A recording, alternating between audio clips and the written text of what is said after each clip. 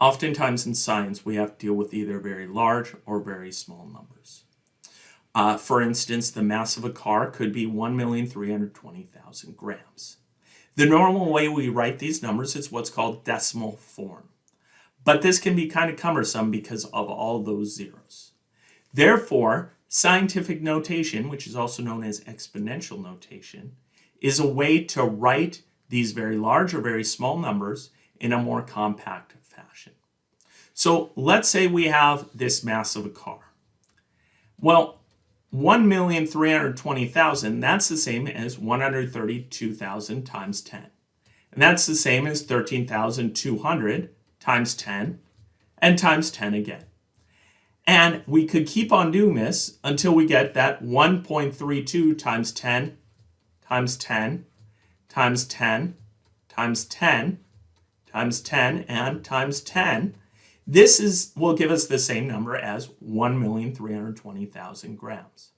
Now, obviously, this is a cumbersome way to write it, but we could say that this is the same as 1.32 times 10, and there are 6 of these 10s, so that's 10 to the 6th. And so this is what we call exponential notation, where that first term is what we call the coefficient. That should be a number between 1 and 10. And the exponent just tells us how big or how small the number is. An easier way to come up with a number in scientific notation is to move that decimal place. So normally the decimal place is right here.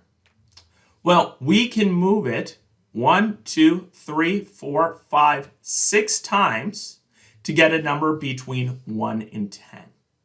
So that's 1.32, and because we had to move it 6 times, we say times 10 to the 6th. Now, if we are dealing with something where we move it towards the left, that means it's a positive exponent. Now, in scientific notation, remember the coefficient should always be between 1 and 9.99. We don't want larger than 10. And the exponent, if it's positive, like in this case, that means that the number is greater than 1. And if it's negative, that means the number is smaller than 1. Now, one thing to note is these two numbers here, even though they are written in different forms, are the exact same number. 1,320,000 grams is the same as 1.32 times 10 to the 6th grams. Now, let's look at a case where we have a very small number. So the mass of a grain of sand is something like 0.0044 grams. Well, we can move this 1, 2, 3 places, and seeing that we're moving it towards the right, that means it's going to give us a negative 3. So we have 4.40 times 10 to the minus 3.